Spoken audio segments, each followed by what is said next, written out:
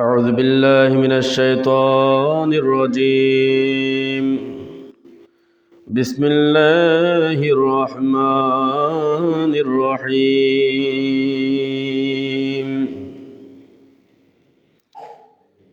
إن الله وملائكته يصلون على النبي يا أيها الذين آمنوا صلوا عليه وسلموا تسليما اللهم صل على سيدنا مولانا محمد وعلى آله سيدنا مولانا محمد اللهم صل على سيدنا مولانا محمد وعلى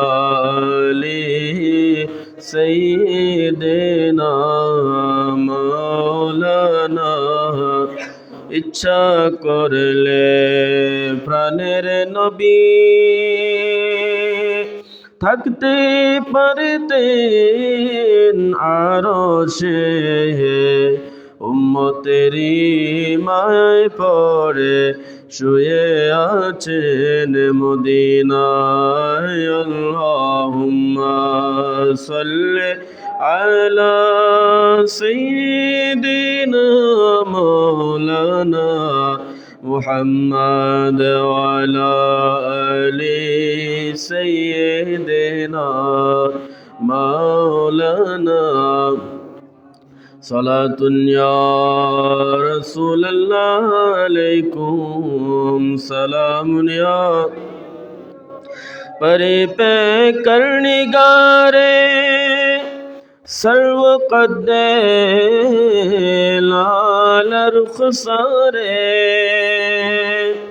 پرے پہ کرنگارے سرو والا لال رخسارے سراپا آفت دل بود شب جا یہ کہ نمبودم صلاة یا رسول اللہ علیکم سلام یا رقیبہ غوش بر آوازیوں در ناز منتر سا سخن گفتن چه منزل بود شب جا یک نمبودم صلاة یا رسول اللہ علیکم سلام یا حبیب اللہ علیکم نمیدانم چه منزل بود شب جا یک نمبودم بہر سو رقص بسمل بود شب جا یک نمبودم صلاة یا رسول اللہ علیکم سلام یا حبیب اللہ علیکم بسم اللہ الرحمن الرحیم اعلموا انما الحیاة الدنیا لعب ولهو وزینة وتفاخر بینکم وتکاثر فی الاموال والاولاد صدق اللہ المولانا العظیم وبلغنا رسوله النبي الحبيب الكريم ربي صل وسلم وبارك عليه معزز محترم قابل احترام برادران دین اسلام مائکر آواز جو دور پرجند اچھے پردہ نشین خواتین رحمانہ ورحمکم اللہ تعالی فی الدارین দোয়ার উদ্দেশ্যে আবারও সালাম প্রেরণ করছি। আসসালামু আলাইকুম ওয়া রাহমাতুল্লাহি ওয়া বারাকাতুহু ওয়া মাগফিরাহ। আল্লাহ পাক জাল্লা শানুহুর দরবারে পাকের মধ্যে অসংখ্য গণিত শুকর গুজার করছি যে রব্বুল আলামিন হাকিমুল হাকিমিন আজ 9 ডিসেম্বর জানুয়ারির 2026 সনের পৌষ মাসের 25 তারিখ 1432 বঙ্গাব্দ রজব মাসের 19 তারিখের দিন 1447 হিজরিতে আমাদেরকে মসজিদে এসে বসে মাহে রজবুল মুরাজ্জবের তৃতীয় জুমার নামাজ আদায় করার সুযোগ তৌফিক দান করেছেন। ওই রবের প্রতি শুকরিয়াতে সবাই বলি আলহামদুলিল্লাহ। অসংখ্য গণিত দুরুদ সালামের নাজরানা পেশ করছে আকায়ে নামদার তাজদারে মদিনা, রহমতের খজিনা, মানবতার মুক্তির দূত, মেরাজের দুলহা নবী মুহাম্মদুর রাসূলুল্লাহ সাল্লাল্লাহু তাআলা আলাইহি ওয়াসাল্লামের প্রতি। হাজিরিন, কালামে পাক ফুরকানে হামিদ থেকে আয়াতে করিমা তেলাওয়াত করেছি। রব্বুল আলামিন যদি তৌফিক দান করেন আমার ক্ষুদ্র জ্ঞানে কোরআন ও সুন্নাহর আলোকে দুনিয়ার প্রতি অনাসক্তি ও কম সম্পদ অর্জনের ফজিলত সম্পর্কে আলোচনা করার চেষ্টা করব। আল্লাহ পাক জাল্লা শানহু প্রত্যেককে বুঝে শুনে বাস্তব জীবনে আমল করার তৌফিক দান করুক, আমিন। আল্লাহ সুবহানাহু ওয়া তাআলা কুরআনুল কারীমের সূরা হাদীদের 20 নম্বর আয়াতের মধ্যে ইরশাদ করেন, বিসমিল্লাহির রহমানির রহিম। আল্লাহ বললেন, ইলামু, বান্দা তোমরা জেনে রাখো, আন্নামাল হায়াতুদ দুনিয়া, দুনিয়ার এই তোমরা জেনে রাখো, আন্নামাল হায়াতুদ দুনিয়া, দুনিয়ায় তোমাদের যে হায়াত, এই হায়াতটা লাইবু ওয়া লাহু ওয়া জিনাতু ওয়া তাফাখুরুন, এটা খেল তামাশা, বাহ্যিক জাকজমক, ওয়া তাফাখুরুন বাইনাকুম, পারস্পরিক আত্মগর্ব, ওয়া তাকাসুরুন ফিল আমওয়ালি ওয়াল আওলাদি, ধন সম্পদ এবং সন্তান সন্ততির প্রাচুর্য ব্যতীত আর কিছুই নয়। অর্থাৎ দুনিয়া তোমাদের যে হায়াত, যে হায়াতটাকে তোমরা চিরস্থায়ী মনে করো, এটাকে চিরস্থায়ী মনে করার কোনো সুযোগ নাই। কেননা এই দুনিয়ার সামান্য হায়াত জিন্দেগিটা হায়াত ভেদে তোমাদের সন্তান সন্ততি জাকজমক, বাহ্যিকতা, জলুসতা, ধন সম্পদের প্রাচুর্য এ ব্যতীত আর কিছুই নয়। যদি আখিরাতের চিন্তা করতে হয়, এ সমস্ত কিছুর থেকে মোহ বাদ দিয়ে আমল লিপ্ত হতে হবে, ঈমান নিয়ে চলতে হবে, তখন আখিরাতের চিরস্থায়ী জিন্দেগি পাওয়া যাবে।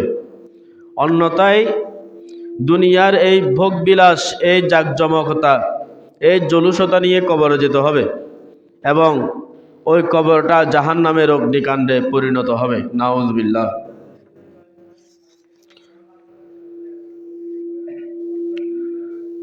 ফায়া আইয়ুহাল মুমিনুনা, মুমিনদেরকে বলা হচ্ছে, ইলামু, জেনে রাখুন, আন্না যুহদা, এটাকে জুহদ বলা হয়, অর্থাৎ দুনিয়ার প্রতি অনাসক্তি, হুয়াল ইরাদু আনিদ দুনিয়া ওয়া বুগদুহা, দুনিয়ার প্রতি অনাসক্তি হলো হুয়াল ইরাদু আনিদ দুনিয়া, অর্থাৎ দুনিয়া হতে বিমুখ থাকা, দুনিয়ার প্রাচুর্য থেকে বিমুখ থাকা, টাকা পয়সা থেকে নিজেকে গুটিয়ে নেওয়া, দুনিয়ার মোহ থেকে নিজেকে গুটিয়ে নেওয়া, ওয়া বুগদুহা, এবং ঘৃণা করা, দুনিয়াকে কি করা, ঘৃণা করা, দুনিয়ার ওই যে প্রাচুর্যকে ঘৃণা করা, দুনিয়ার টাকা পয়সা, প্রাচুর্য, ধন সম্পদ, এগুলাকে ঘৃণা করা, যতটুক দরকার ততটুক রাখা, এর বাহ্যিক জিনিসগুলো না রাখা। ওয়াফিজ জুহুদি ফাইদাতুন, এবং দুনিয়ার এই প্রাচুর্যকে, অর্থাৎ দুনিয়ার প্রতি অনাসক্তির কে ঘৃণা করার, অনাসক্তি আসার অনেক ফজিলত রয়েছে, অনেক ফায়দা রয়েছে। কাসিরাতুন ওয়া ফাদিলাতুন আদিদাতুন, অনেক ফজিলত রয়েছে। কামা ক্বাল আল্লাহ তাআলা, আল্লাহ সুবহানাহু ওয়া তাআলা সূরা কাহাফের 46 নম্বর আয়াতের মধ্যে ইরশাদ করলেন, আল মালু ওয়াল বানুনা জিনাতুল হায়াতিদ দুনিয়া। আল্লাহ বলেন, সম্পদ, সন্তান সন্ততি এগুলা দুনিয়ার প্রাচুর্য, দুনিয়ার সৌন্দর্য। অর্থাৎ দুনিয়ার মধ্যে তুমি থাকবা, বিবাহ করবা, সন্তান সন্ততি হবে, এগুলো আমি আল্লাহ তোমাকে দুনিয়ার সৌন্দর্যের জন্য দিলাম। অর্থাৎ তুমি একজন মানুষ হিসেবে মানুষের সৌন্দর্য কি এটা আমি দিলাম, যে মানুষের সৌন্দর্য, মানুষ বিবাহ করবে একটা সময় যাওয়ার পরে, বিবাহের পরে একটা সময় তার বাচ্চা কাচ্চা হবে, সন্তান সন্ততি হবে, এগুলা সে লালন পালন করবে, তাদের জন্য সে আয় রোজগার করবে, এগুলো হচ্ছে মানুষের কি সৌন্দর্য। ওয়াল বাকিয়াতুস সালিহাতু, আল্লাহ বললেন আর স্থায়ী সৎকর্ম তোমার প্রতিপালকের নিকট সওয়াব পাওয়ার জন্য শ্রেষ্ঠ।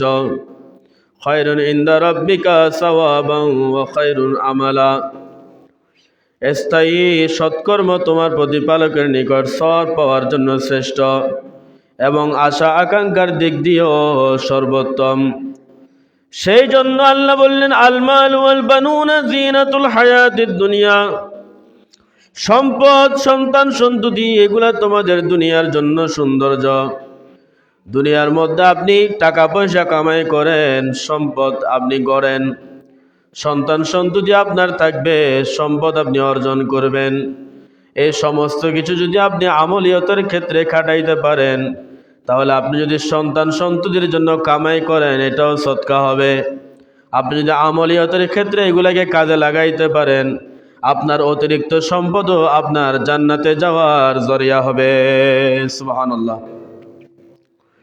وقال عز وجل, আল্লাহ সুবহানাহু ওয়া তাআলা সূরা ফাতিরের 5 নম্বর আয়াতের মধ্যে আবার ইরশাদ করেন, ইয়া আইয়ুহান নাসু, হে মানুষ, ইন্না ওয়া'দাল্লাহি হাক্কুন, আল্লাহর প্রতিশ্রুতি নিশ্চয় সত্য। আল্লাহ যে প্রতিশ্রুতি ওয়াদা করেছেন, আল্লাহর ওয়াদা সবসময় সত্য। ফালা তাগুররান্নাকুমুল হায়াতুদ দুনিয়া, সুতরাং দুনিয়ার জীবন যেন তোমাদেরকে প্রতারিত না করে। ওয়ালা ইয়াগুররান্নাকুম বিল্লাহিল গারুর, প্রতারক শয়তান যেন তোমাদেরকে আল্লাহর ব্যাপারে ধোঁকায় ফেলে না দেয়। শয়তান যেন তোমাদের উপরে কোনোভাবে আসর করতে না পারে। তুমি সম্পদ অর্জন করো দুনিয়ার যতটুক প্রয়োজন, শয়তান যেন তোমাকে এইভাবে ধোঁকা না দেয় যে তোমার এর চাইতে বেশি সম্পদ দরকার, তোমার কোটিপতি হওয়া দরকার, তোমার একজন প্রতিবেশী কোটিপতি, তোমারও কোটিপতি হতে হবে। তোমার একজন প্রতিবেশীর সন্তান অনেক টাকা খরচ করে অনেক ভালো স্থানে লেখাপড়া করে, তোমারও এরকম করতে হবে। তুমি মানুষকে মেরে ধরে মানুষের উপর জুলুম করে টাকা পয়সা কামাই করে ফেলো, এভাবে যেন শয়তান তোমাদেরকে ধোঁকায় ফেলতে না পারে। ও আমার বান্দা, তোমরা যখন শয়তানের ধোঁকা থেকে বেঁচে থাকবে, তখন আল্লাহর রহমত তোমাদের উপরে বেশি বেশি বর্ষণ হবে। সুবহানাল্লাহ। وعن انس بن مالك قال, حضرت انس بن مالك رضي الله تعالى عنه বর্ণনা করেন, قال رسول الله صلى الله عليه وسلم, আমার আপনার নবী দো জাহানের বাদশা নবী রহমাতুল লিল আলামিন নবী ইরশাদ করলেন, ইয়াতবাউল মাইয়িতা সালাসাতুন, আমার রাসূল বললেন একজন মানুষ যখন মৃত্যুবরণ করে, সালাসাতুন, তিনটা জিনিস ওই মাইয়তকে অনুসরণ করে। একজন ব্যক্তি যখন মৃত্যুবরণ করে, তিনটা জিনিস ওই মাইয়তকে অনুসরণ করে। ফায়ারজিউ ইসনানে ওয়া ইয়াবকা মাহু ওয়াহিদুন, ওইখান থেকে ফায়ারজিউ ইসনানে, একটা জিনিস তার সঙ্গে থেকে যায়, দুইটা জিনিস ফিরে আসে। ফায়ারজিউ ইসনানে, দুইটা জিনিস ফিরে আসে কবরের যাওয়ার আগ থেকে, কবরে তাকে নামাই দেওয়ার পরে দুইটা জিনিস তার থেকে ফিরে আসে। ওয়া ইয়াবকা মাহু ওয়াহিদুন, একটা জিনিস তার সাথে কবরে যায়। বলে যখন তাকে ঘর থেকে বের করা হয় কবরে নিয়ে দাফন করার জন্য, বলে তার সাথে তিনটা জিনিস তার সাথে সাথে যায়। ওই তিনটা জিনিস থেকে দুইটা জিনিস কবরে নামানোর পরে বিসমিল্লাহি ওয়া আলা মিল্লাতি রাসূলিল্লাহ বলার সাথে সাথে দুইটা জিনিস চলে আসে। বলে আর একটা জিনিস তার সাথে থেকে যায়। আমার রাসূল বললেন, ইয়াতবাহু আহলুহু ওয়া মালুহু, যেই দুইটা জিনিস তাকে কবরে নামিয়ে বিসমিল্লাহি ওয়া আলা মিল্লাতি রাসূলিল্লাহ বলার পরে চলে আসে, ওই দুইটা জিনিস হলো ইয়াতবাউ আহলুহু, তার পরিবারবর্গ, অর্থাৎ তার সাথে তার ভাই বেরাদর যারা তাকে কবরে নামানোর জন্য যায় তারা ফিরে আসে। ওয়া মালুহু, তার সম্পত্তি যা সে দুনিয়ার মধ্যে অর্জন করেছে, ওই সম্পদগুলা তার কবরে সে নিয়ে যেতে পারে না। ওই সম্পদ এবং তার পরিবারবর্গ তার কবরের উপর থেকে ফিরে আসে।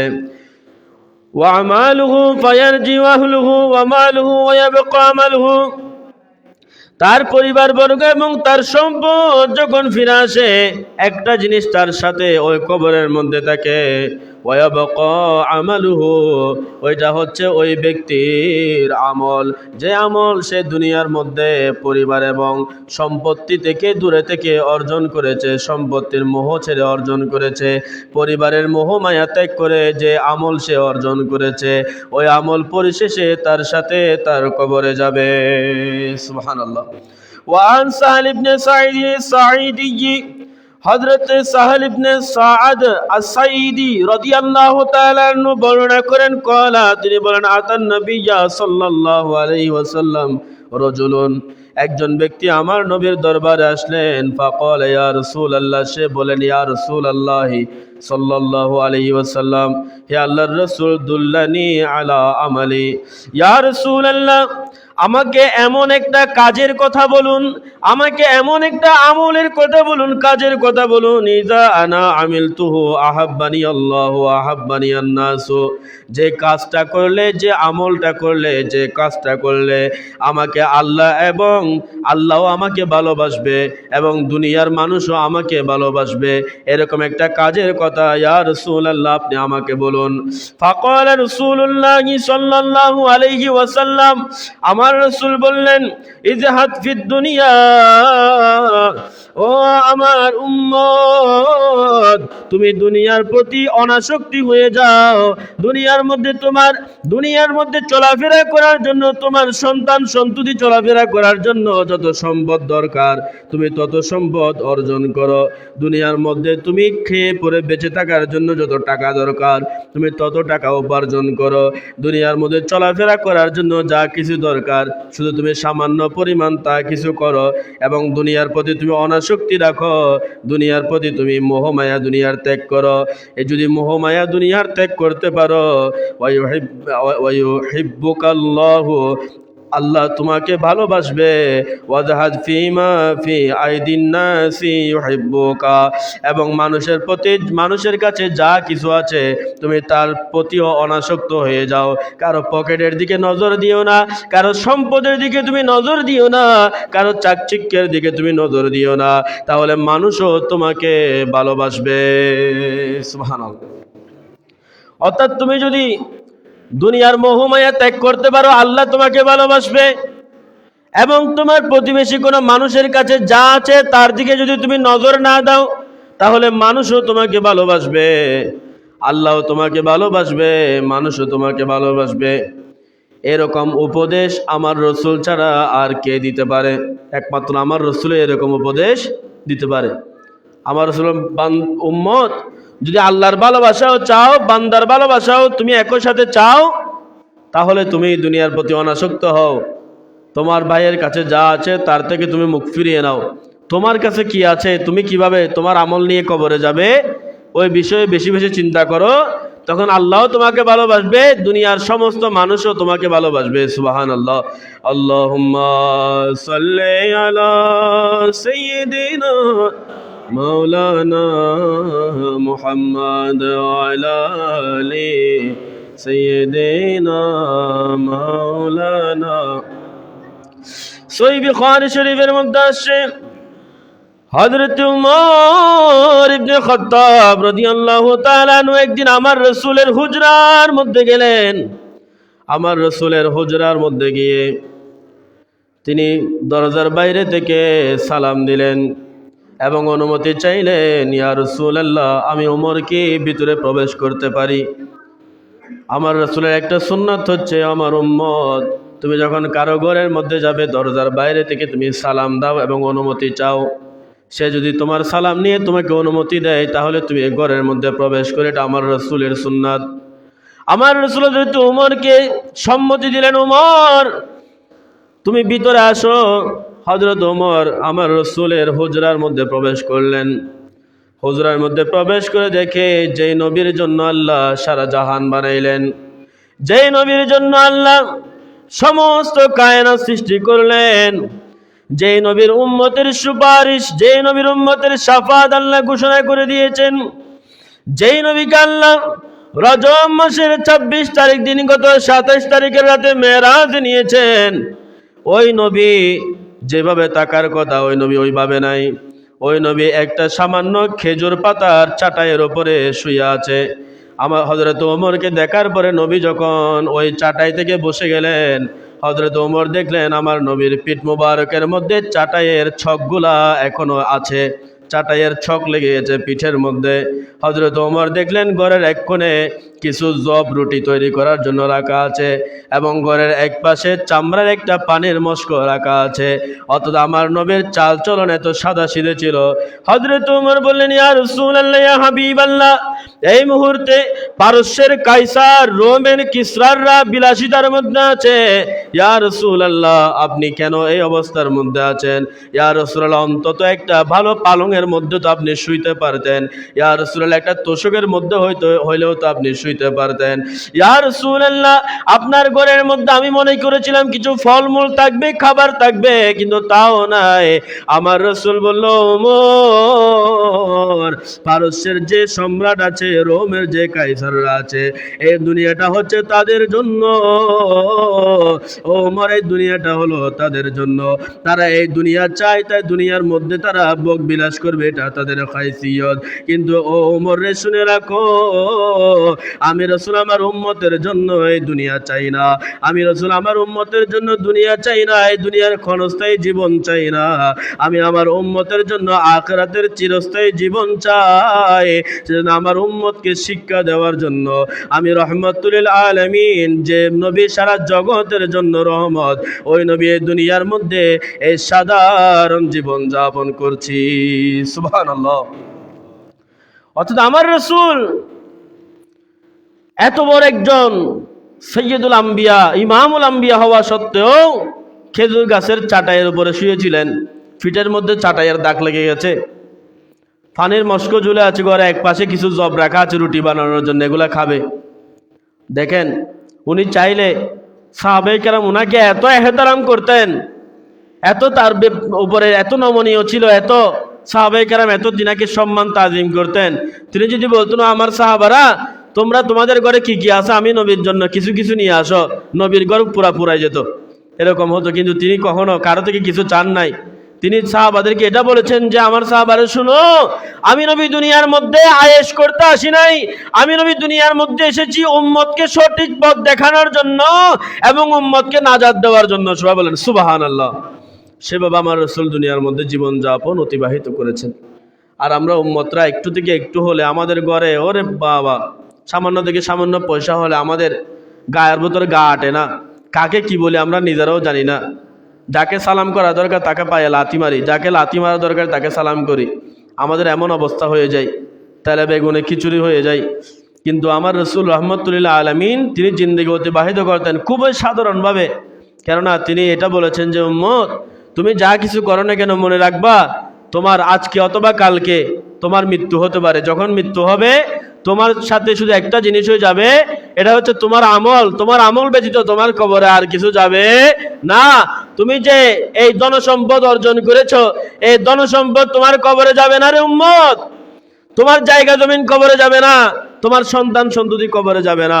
তুমি যে আমল করেছো নেক আমল, ও নেক আমলগুলা কবরে যাবে। এগুলা তোমার কবরকে ফুলের বাগানে পরিণত করবে। সবাই বলি সুবহানাল্লাহ। আল্লাহুম্মা সাল্লি আলা মাওলানা মুহাম্মদ ওয়া আলা আলি সাইয়্যিদিনা। আমার রাসূলের প্রখ্যাত সাহাবী হযরত আবু যর গিফারী রাদিয়াল্লাহু তাআলা আনহু সব সময় বলতেন, হযরত আবু যর গিফারী বলতেন, ও দুনিয়ার মানুষ শুনে নাও, আমি আবু যরের কাছে তিনটা জিনিস বেশি প্রিয়।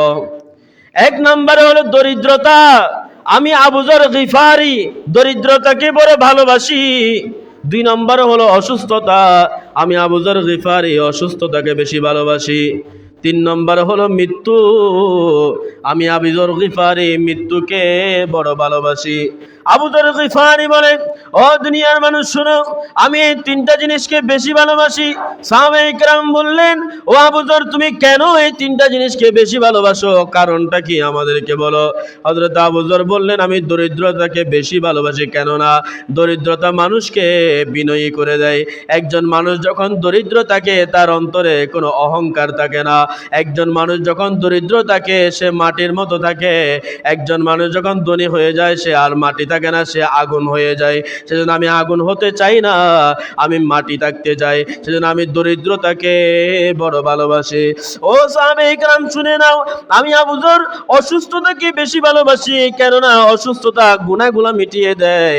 আল্লাহ যখন তার কোনো বান্দাকে ভালোবাসে ওই বান্দাকে আল্লাহ অসুস্থতার নিয়ামত দান করেন এবং অতঃপর সুস্থতার নিয়ামত দান করে ওই বান্দার সগীরা গুনাহগুলো আল্লাহ মাফ করে দেয়। সুবহানাল্লাহ।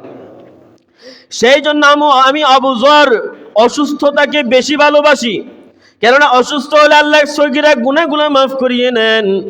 এরপর আমি মৃত্যুকে বেশি ভালোবাসি, কেননা আমি দুনিয়ার মধ্যে যেভাবে চালচলন করি, দুনিয়ার প্রতি অনাসক্তি নিয়ে দুনিয়ার মোহ ত্যাগ করে আমি মনে করি আমার মৃত্যু মানে আমার ওই রবের সাথে আমার সাক্ষাৎ। সুবহানাল্লাহ।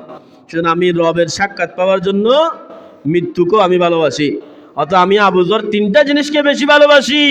একটা হলো দরিদ্রতা, আরেকটা হলো অসুস্থতা, আরেকটা হলো মৃত্যু। এই 3টা জিনিসকে আমি বড় ভালোবাসি। সেজন্য আমরা যদি দুনিয়ার প্রতি অনাসক্তি আমাদের উপরে আনতে চাই তাহলে আমাদের 8টা কাজ করতে হবে। আমাদেরকে 8টা কাজ অবশ্যই করতে হবে যদি আমরা দুনিয়ার প্রতি অনাসক্তি আনতে চাই, অর্থাৎ আমরা মৃত্যুকে ভালোভাবে আপনায় নিতে চাই, তাহলে আমাদেরকে 8টা কাজ করতে হবে। 1 নম্বরে আমাদেরকে মৃত্যুর কথা বেশি বেশি স্মরণ করতে হবে। কারণ আমার রাসূল বললেন, যে ব্যক্তি মৃত্যুর কথা বেশি বেশি স্মরণ করবে এবং দুনিয়া থেকে যত বেশি মুখ ফিরিয়ে নেবে মৃত্যু তার জন্য তত বেশি সহজ হবে। সবাই বলি সুবহানাল্লাহ। 2 নম্বরে আমাদেরকে আখিরাতের চিরস্থায়ী নিয়ামতের সাথে দুনিয়ার ক্ষণস্থায়ী নিয়ামতের তুলনা করতে হবে। অর্থাৎ আখিরাতটা আমাদের জন্য চিরস্থায়ী, দুনিয়ার মধ্যে যা আছে তা আমাদের জন্য ক্ষণস্থায়ী। তাও এমন এমন জিনিস আছে দুনিয়ার মধ্যে যা আমরা এখনো জিহ্বার মধ্যেও লাগাইতে পারি নাই, এরকম খাবারও দুনিয়ার মধ্যে আছে। তাহলে এটা আমাদের জন্য ক্ষণস্থায়ী। কিছু খাবার তো এমন আছে যা আমার পয়সা আছে তো আমার মিলবে, যার পয়সা নাই সে জীবনে দেখেও নাই, তো এটা ক্ষণস্থায়ী। কিন্তু আখিরাতটা এমন হবে, অর্থাৎ ধনী হোক গরিব হোক, উঁচু হোক নিচু হোক, সৈয়দ হোক বা নিম্ন বংশ হোক, যে আমলদার ব্যক্তি, যে জান্নাতি ব্যক্তি, আল্লাহ তাকে জান্নাতের সমস্ত নাজ ও নিয়ামত একাধারে ভোগ করাবেন। সবাই বলে সুবহানাল্লাহ। এটা তুলনা করা 2 নম্বরে। অর্থাৎ আল্লাহর কাছে এই দুনিয়া যেটা আমরা অনেক বড় মনে করতেছি পৃথিবীটাকে, আল্লাহর কাছে এই দুনিয়াটা মশার ডানার চাইতেও বেশি মূল্যহীন। অর্থাৎ আল্লাহর কাছে যত সৃষ্টি আছে ওই সৃষ্টির মাঝে, অর্থাৎ যত গ্রহ উপগ্রহ আছে সব তো আল্লাহর সৃষ্টি। বৃহস্পতি বলেন, বুধ বলেন, মঙ্গল গ্রহ বলেন, নেপচুন বলেন, প্লেটো বলেন, সবগুলা। অর্থাৎ এই দুনিয়াটা আল্লাহর কাছে, তার সৃষ্টির কাছে, অর্থাৎ একটা মশার ডানার চাইতে তুচ্ছ আল্লাহর কাছে এই দুনিয়াটা, যেটা আমরা অনেক বড় মনে করি। 3 নম্বরে নিজের চেয়ে নিচু স্তরের মানুষের দিকে আমাদের তাকাতে হবে যদি দুনিয়ার প্রতি অনাসক্তি আনতে চাই। অর্থাৎ আল্লাহ এই ব্যক্তিটাকে এত দরিদ্র রেখেছেন, এই ব্যক্তিটার একটা হাত নাই, চোখ নাই, এনি দেখতে পারে না, কানে শুনতে পারে না। আল্লাহ তো আমাকে এভাবে রাখতে পারতেন, কিন্তু আল্লাহ আমাকে এর চাইতে ভালো রেখেছেন, এটা বলে আল্লাহর কাছে শুকরিয়া জ্ঞাপন করতে হবে। 4 নম্বরে অল্পতে তুষ্ট থাকতে হবে। অর্থাৎ এটাকে কানাআত বলে, অর্থাৎ অল্পতে তুষ্ট থাকা। অর্থাৎ আমার তো এতটুকু আছে, আরেকজনের তো এতটুকুও নাই। এটা আমার চাইতে উপরে যারা আছে তাদের দিকে তাকানো যাবে না, অর্থাৎ আমার চাইতে নিচে কারা আছে তাদের দিকে তাকাতে হবে। অর্থাৎ তাদের তো এটাও নাই যা আমার আছে, তখন আপনার দুনিয়ার প্রতি অনাসক্তি আসবে। 5 নম্বরে হচ্ছে দুনিয়াকে মুসাফির খানা মনে করতে হবে। অর্থাৎ আমি দুনিয়ার মধ্যে এসেছি কিছুক্ষণের জন্য, হয়তো কিছুক্ষণ পর আমার মৃত্যু হতে পারে, কালকে আমার মৃত্যু হতে পারে, পরশুদিন মৃত্যু হতে পারে। আপনারা এই নিজ রাঙ্গুনিয়া দেখেন নাই? আমাদের রাঙ্গুনিয়ার মধ্যে গত কয়েকদিন আগে একদিনে 3টা ছেলে মৃত্যুবরণ করেছে। একটাকে জবাই করে দিয়েছে, আর 2টা ছেলে, একটা হাফেজ আবু সুফিয়ান, 2টা ছেলে জায়গার মোটরসাইকেল অ্যাক্সিডেন্টে মারা গেছে। এই গত কয়েকদিনের ভিতরে কত মানে যুবক, ইদানিং ভিতরে যুবক ছেলেরাই বেশি মারা যাচ্ছে। কেউ হিট স্ট্রোকে মারা যাচ্ছে, কেউ এমনি স্ট্রোক করে মারা যাচ্ছে। তো তাদের যেহেতু মৃত্যুর কোনো নাই, তাহলে আমাদের উত্তর নাইলেশ্বরীতে আজরাইল আসবে না, এটা আমরা কিভাবে বলতে পারবো? আজরাইল তো আমাদের কাছে সবসময় আসে, কিন্তু কোন সময় আমাদের মধ্য থেকে একজনের জান নিয়ে যাবে এটা বলা বাহুল্য, বা একসাথে অনেকে মারা যাবে এটা বলা বাহুল্য। সেজন্য আমরা দুনিয়াটাকে মুসাফিরখানা মনে করব, অর্থাৎ এই দুনিয়াটা আমাদের জন্য কিছুক্ষণের জন্য, কিছুক্ষণ পরে আমাদের মৃত্যু হতে পারে। ये आलिशान बंगला कुछ काम का नहीं है, 2 दिन का ये सफर है, मृत्यु तेरा ठिकाना, दुनिया की ये मुसाफिर, मंजिल तेरी कब्र है, देख कर रहा है जो तो, 2 दिन का ये सफर है, 2 दिन का ये सफर है। বলে দুনিয়ার মধ্যে যা কিছু আছে তা আমাদের চোখের ধোঁকা, এটা 2 দিনের একটা সফর। আমরা যে স্বপ্নে দেখি, স্বপ্নের মধ্যে আমরা আমেরিকা চলে যাই, ইংল্যান্ড, নেদারল্যান্ড, অনেক জায়গার মধ্যে চলে যাই, স্বপ্নের মধ্যে ব্যস্ত চলে যাই। বলে যেমন স্বপ্ন ঘুম ভাঙলে আর কিছু নাই, স্বপ্নের মধ্যে আমি কোটিপতি, স্বপ্ন যখন ভেঙে দেখতেছি আমি গাছের পালঙে পড়ে আছি। বলে দুনিয়াটা যা কিছু দেখছো তোমরা, এটা তোমরা ওই যে স্বপ্নের মতো, অর্থাৎ যখন মৃত্যু চলে আসবে দেখবে তোমার আর কিছু নাই। অর্থাৎ যা কিছু তোমার এতদিন ছিল তা কখনো তোমার নয়, তা তোমার কখনো ছিল না, তুমি যা নিজের মনে করেছো। 6 নম্বরে পরোপকার এবং দানে অভ্যস্ত থাকতে হবে, অর্থাৎ মানুষের উপকার করতে হবে, দান সদকা বেশি বেশি করতে হবে যতটুকু সম্ভব। তখন এই দান সদকা এবং পরোপকার যখন করবে বিনিময় ছাড়া, এই যে গত 2 জমা আমি সুদের বিষয়ে আলোচনা করতেছিলাম, অত আপনাদেরকে সহজ বিষয়টা জানিয়ে দিচ্ছিলাম যে এভাবে করলে সুদ হবে, এভাবে করলে এটা ব্যবসা হবে। অর্থাৎ ব্যবসা যেভাবে, আপনার ব্যবসার সাথে যেন কখনো সুদ জড়িত না হয়, এটার জন্য আমরা আলোচনা করতেছিলাম। তো মানুষকে যখন কোনো ঋণ দিবেন, অর্থাৎ বিনা পারিশ্রমিকে আপনি তাকে ঋণটা দিবেন, যে অমুক তারিখ তুমি আমাকে অমুক টাকা কি করে দিবে, ফেরত দিবে। অথবা কাগজ যখন করবেন, আমি তোমাকে 20,000 টাকা দিচ্ছি, তুমি বলো আমাকে এই টাকাটা কখন দিবা। এই বলে আমি আগামী মাসের ফেব্রুয়ারির 20 তারিখ আপনাকে আমি টাকা বুঝিয়ে দিব। তো ফেব্রুয়ারির 20 তারিখ যদি তুমি আমাকে টাকা বুঝিয়ে দিতে না পারো, তখন কি হবে? আমার কিন্তু ফেব্রুয়ারির 20 তারিখ টাকাটা লাগবে। যদি বুঝিয়ে দিতে না পারো, তাহলে তোমাকে এত টাকা জরিমানা দিতে হবে, 2,000 টাকা জরিমানা দিতে হবে। এই জরিমানা বিষয়টা, অর্থাৎ জরিমানা করা যাবে, কিন্তু তোমাকে এই প্রতি সপ্তাহে 1,000 করে দিতে হবে, সুদ এই 100 টাকা করে দিতে হবে। এই জিনিসটা সুদ, জরিমানা বিষয়টা কি নয়, সুদ নয়, ওই বিষয়টা সুদ। তো আমি আধুনিক ব্যাংক এবং অনলাইন লেনদেনের বিষয়ে আমি আলোচনা করেছিলাম। তো এই বিষয়টা মাথায় রেখে কাউকে যখন কোনো উপকার করবেন, কাউকে টাকা ধার দিবেন 2,000 টাকা, এটা বিনা স্বার্থে দিতে হবে। কাউকে যখন কিছু দিবেন বিনা স্বার্থে দিতে হবে। কারো যখন উপকার করবেন বিনা স্বার্থে উপকার করতে হবে, তখন দুনিয়ার প্রতি আপনার মোহটা সরে আসবে। 7 নম্বরে নেককার মানুষের সান্নিধ্য লাভ করতে হবে। অর্থাৎ আমি নিজে নামাজ পড়ি না, একজন বেনামাজিকে আমার বন্ধু বানানো যাবে না। আমি নিজে বদকার, একজন বদকারকে বন্ধু বানানো যাবে না। আমি নিজে বদকার, তাই একজন নেককারকে আমার বন্ধু বানাতে হবে, যাতে আমি ওই নেককার বন্ধু যখন নামাজ পড়বে সে যাতে আমাকে ডেকে টাইনে আমাকে তার সাথে নামাজ নিয়ে যেতে পারে। একজন নেককার বন্ধুকে বন্ধু বানাইতে হবে, যাতে আমি যখন নেশাগ্রস্ত কিছু পান করি সে আমাকে এটা থেকে বাধা দিতে পারবে, সেজন্য একজন নেককারের সঙ্গী হতে হবে। এরপরে 8 নম্বরে বেশি বেশি দোয়া করতে হবে আল্লাহর কাছে নামাজ পড়ে, অন্তর নরম করার জন্য বেশি বেশি দোয়া করতে হবে। অন্তর যখন আপনার নরম হবে, পাথর অন্তর যখন নরম হয়ে যাবে, অটোমেটিক দুনিয়ার প্রতি আপনার অনাসক্তি চলে আসবে। সবাই বলি সুবহানাল্লাহ। হ্যাঁ, আল্লাহর একজন বড় ওলি ছিলেন এবং একজন পতিত দশা আলেম ছিলেন, যার নাম হযরত আব্দুল্লাহ ইবনুল মুবারক রাহিমাহুল্লাহ তাআলা। হযরত আব্দুল্লাহ ইবনুল মুবারক রহমতুল্লাহি আলাইহি, যিনাকে মুজাহিদুল মুলাসাম বলা হতো, অর্থাৎ মাস্কধারী বীর বলা হতো হযরত আব্দুল্লাহ ইবনুল মুবারক রহমতুল্লাহি আলাইকে। কিতাবের মধ্যে আসছে রোমানদের সাথে মুসলমানদের যুদ্ধ চলতেছে। রোমান বাহিনীর সাথে যখন মুসলমানদের যুদ্ধ চলতেছে, ওই যুদ্ধের মধ্যে একটা সিস্টেম আছে, ওটা হচ্ছে মুজারাবা। অর্থাৎ মুজারাবা হলো যুদ্ধের যারা সেনাপতি হবে, অর্থাৎ শক্তিশালী যোদ্ধা হবে, ওই শক্তিশালী 5 জন মুসলমান যোদ্ধার সাথে শক্তিশালী 5 জন রোমান সেনার যুদ্ধ হবে, সম্মুখ যুদ্ধ। এই সম্মুখ যুদ্ধের মধ্যে যদি মুসলমানের 5 জন হেরে যায়, তাহলে এই যুদ্ধ ওই কাফেররা জিতে যাবে।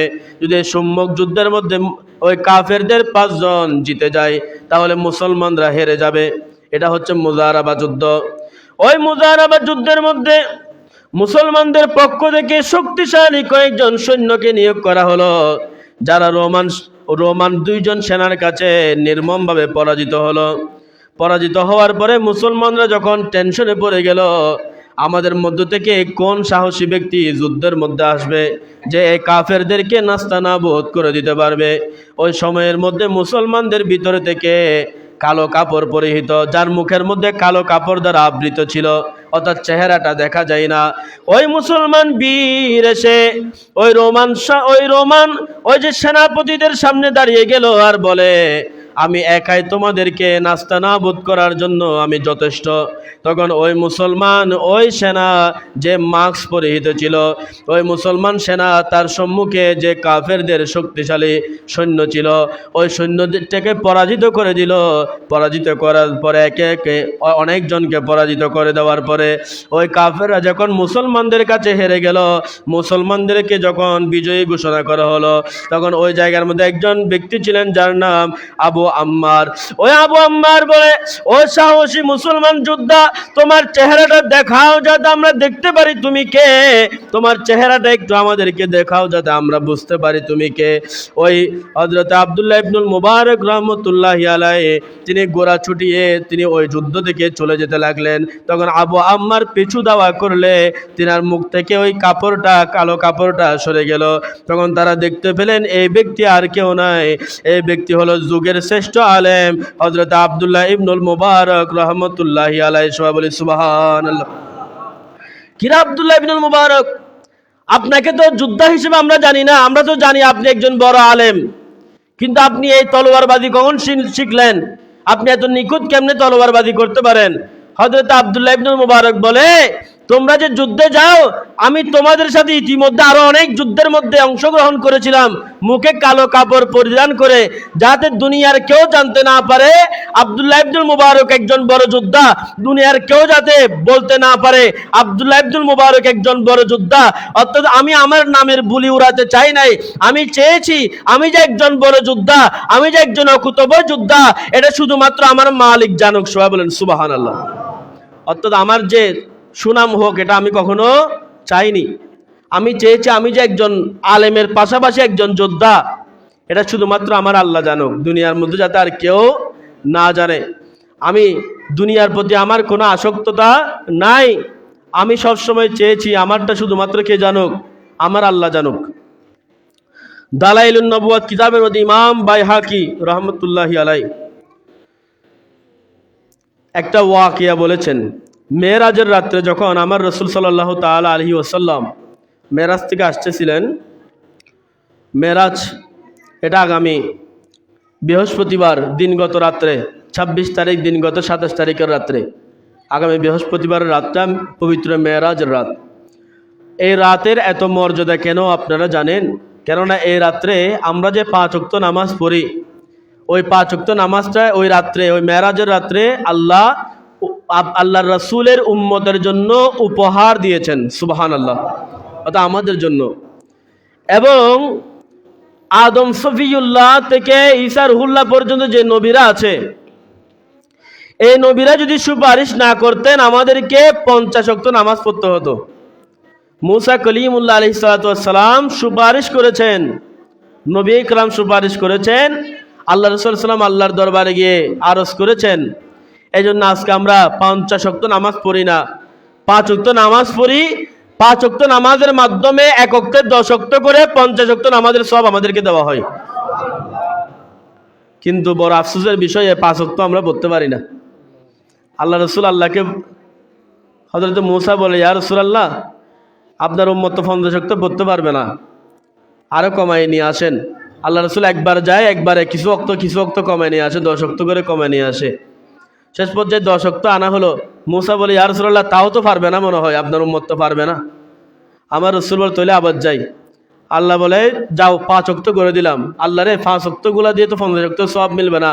আল্লাহ বলে, ইয়া রাসূলুল্লাহ, যান, আপনার উম্মতের জন্য এটাও মুকাম্মাল করে দিলাম, পড়বে 5 ওয়াক্ত, সওয়াব পাবে 50 ওয়াক্ত। এই 50 ওয়াক্ত নামাজের সওয়াব আমাদের 5 ওয়াক্তে দেওয়া হয়, তাও আমরা নামাজ পড়তে নারাজ। আমরা আমাদের অনেক কাজ, আমরা এই টাকাগুলা কবরে নিয়ে যাব, আমরা এই সম্পত্তি কবরে নিয়ে যাব, আমরা আমাদের ধন সম্পদ, জায়গা সম্পত্তি, এগুলো কবরে নিয়ে যাব। আমাদের নামাজ পড়ার জন্য কোনো সময় থাকে না। আমাদের কাজ করার জন্য প্রচুর সময় আছে। দোকানে বসে থাকার জন্য, চায়ের দোকানে বসে টিভি দেখার জন্য অনেক সময় আমাদের কাছে আছে। রাজনীতির জন্য দৌড়াদৌড়ি করতে অনেক সময় আমাদের আছে। পরিবার পরিজনের জন্য দৌড়াদৌড়ি করতে অনেক সময় আমাদের আছে। বন্ধু বান্ধবের জন্য আমাদের অনেক সময় আছে। বন্ধু যখন ডাক দে, বন্ধুরে আয় একটু একটা জায়গায় যাই, বলে আসতেছি, কিন্তু আজান যখন মুয়াজ্জিনে দেয়, মসজিদে এসে নামাজ পড়ার জন্য আমাদের কোনো সময় নেই। আল্লাহ আমাদেরকে সৃষ্টি করেছেন, যে আল্লাহ আমাদেরকে সুস্থ রাখেন, গাড়ি ঘোড়ায় যখন চড়ি, যে আল্লাহ আমাদেরকে অ্যাক্সিডেন্ট থেকে বাঁচান, ওই আল্লাহর জন্য আমাদের কোনো সময় নেই। কিন্তু দুনিয়ার জন্য আমাদের অনেক সময়। আল্লাহ রসুল যখন মেরাজ থেকে আসতেছিলেন, একজন বুড়ি, গায়ে অনেক সোনা দানা, অনেক সোনার গহনা, আমার রসুলকে ডাক দিলেন অনেক মায়া ভরা কণ্ঠে, ইয়া রাসূলুল্লাহ, আপনি একটু আমার দিকে তাকান। আমার রসুল না তাকিয়ে চলে গেলেন। অর্ধেক যাওয়ার পরে আমার রসুল জিব্রাইলকে বললেন, জিব্রাইল রে, পেছন থেকে যে বৃদ্ধ মহিলাটা ডাক দিল আমাকে, ওইটা কে, যে তার দিকে আমাকে তাকাতে বলেছে? জিব্রাইল বলে, ইয়া রাসূলুল্লাহ, যে মহিলা, বৃদ্ধ মহিলা, গায়ে অনেক সোনা দানা, আপনাকে ডাক দিয়েছে তার দিকে একটু তাকানোর জন্য। ইয়া রাসূলুল্লাহ, এটা হচ্ছে দুনিয়া, দুনিয়া, দুনিয়া। ইয়া রাসূলুল্লাহ, বৃদ্ধ মহিলা দাঁড়াতে পর্যন্ত পারছে না, এটা হচ্ছে দুনিয়ার হায়াত, অর্থাৎ আর বেশি দিন নাই। ইয়া রাসূলুল্লাহ, তার শরীরে এত জাকজমকতা, এত স্বর্ণ দানা, বলে এগুলো হচ্ছে দুনিয়ার চাকচিক্য। ইয়া রাসূলুল্লাহ, আপনি যদি ওই বৃদ্ধ মহিলার দিকে তাকাতেন, আপনার উম্মত দুনিয়া লোভী হয়ে যেত, আপনার একজন উম্মতও পাওয়া যেত না যে দুনিয়া থেকে বিমুখ, দুনিয়ার মোহ থেকে বিমুখ। ইয়া রাসূলুল্লাহ, আপনি ওই মহিলার দিকে তাকান না বিদায় আপনি শুধু জেনেছেন ওই মহিলাটাকে। এই জন্য আপনার কিছু উম্মত দুনিয়ার মোহে থাকলেও আপনার অধিকাংশ, আপনার অনেক উম্মত এমন থাকবে যাদের দুনিয়ার প্রতি কোনো চাহিদা থাকবে না। সুবহানাল্লাহ। যদি আপনি তাকাতেন, আপনার উম্মত দুনিয়া লোভী হয়ে যেত। তো আমার রসুল তো তাকান নাই ওই মহিলার দিকে, তার মায়ার মধ্যে আমার রসুল সাড়া দেন নাই। কিন্তু আমরা উম্মতরা ঠিক ওই সাড়া দিয়েছি। আমরা উম্মতরা ওই মোহের মধ্যে ঠিক হয়ে পড়েছি। আমাদের কাছে দুনিয়ার চাকচিক্য বড় দামি, আমাদের কাছে দুনিয়া বড় দামি। আখেরাতের কোনো, আমাদের মুখে বললেও আখেরাত, কিন্তু আখেরাতের কোনো দাম আমাদের আছে বলে আমার মনে হয় না। টাইমটা দেখেন কত। আখেরাত আমরা মুখে বললেও আখেরাতের কোনো দাম আমাদের নাই। একটু দর্শক বলেন, আল্লাহুম্মা সাল্লি আলা সাইয়্যিদিনা মাওলানা মুহাম্মাদ ওয়া আলা আলি।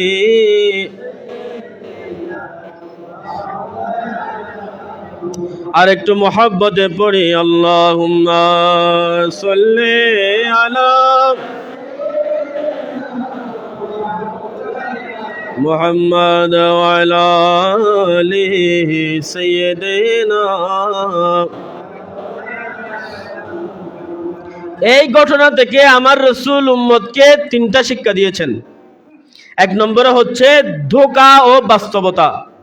অর্থাৎ আমার রসুল ওই যে মহিলার কথা বলেছেন, ওই মহিলার সোনা দানা, ওনার চাকচিক্যটা ছিল ধোঁকা, এবং বাস্তবতা হচ্ছে এটা, যদি আমার রসুল ওদিকে তাকাতেন তাহলে উম্মত শেষ, উম্মতের আর কোনো কি থাকতো না, গতি থাকতো না। আজকে উম্মত এভাবে আছে, অর্থাৎ অনেক উম্মত মন থেকে, দিল থেকে ভালো, এটা শুধুমাত্র আমার রসুল ওই দিন ওই বৃদ্ধ মহিলার দিকে না তাকানোর কারণে। সুবহানাল্লাহ। তারপর দ্বিতীয় হচ্ছে আমার রসুল শিক্ষা দিলেন উম্মতের রক্ষা। আমার রসুল ওই দিন উম্মতকে রক্ষা করেছেন দুনিয়ার মোহ থেকে। তৃতীয় নম্বরে অনাসক্তি। আমার রসুল ওই মোহর দিকে আসক্ত ছিলেন না, আমার রসুল ওই মোহের দিকে অনাসক্তি দেখিয়েছেন। কিন্তু উম্মতরা আমরা করছি এর বিরোধ। আমাদেরকে সংযত হতে হবে, সংযোজিত হতে হবে, সংযমিত হতে হবে আমাদেরকে। অর্থাৎ আমরা যে বেশি দুনিয়াদার আমরা তাকে বড় চালাক মনে করি, অর্থাৎ যে বেশি দুনিয়াদার তাকে আমরা বড় চালাক মনে করি, যে বেশি ইমানদার তাকে আমরা বড় বেকুব মনে করি। যে শুধুমাত্র আজান দিলে মসজিদ আসেন আমার সাদা মাটা থাকে, আমরা মনে করি এতে তো বড় বেকুবে না দি, ঈদের তো দুনিয়ার প্রতি হন কি নাই খবর নাই, ঈদে কিভাবে চলেন কিভাবে করেন।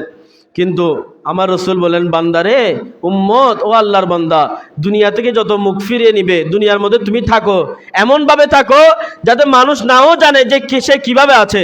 অর্থাৎ তোমার দিকে মানুষের কোনো নজরেই নাই, তোমার কথা মানুষের মুখেও নাই, অর্থাৎ তুমি কে এটা মানুষ অনেকে চিনেও না। এমনভাবে থাকো যেন তুমি অপরিচিত। তুমি যখন অপরিচিতর মতো থাকবে, অর্থাৎ তুমি যখন দুনিয়ার মানুষের কাছে তুমি যখন অপরিচিত থাকবে, তখন তুমি আল্লাহ এবং রাসূলের কাছে পরিচিত থাকবে। সুবহানাল্লাহ। এখন আমাকে দুনিয়ার মানুষ চিনুক এটা আমি চাই, নাকি আল্লাহ এবং রাসূল চিনুক এটা চাই? তো যেহেতু আল্লাহ এবং রাসূল আমাকে চিনুক এটা চাই, তাহলে আমাকে সৎ হতে হবে, নিজের মনকেও সৎ করতে হবে, নিজেও সৎ হতে হবে। অন্যায়কে কখনো প্রশ্রয় দেওয়া যাবে না, অন্যায় কাজের দিকে যাওয়াও যাবে না।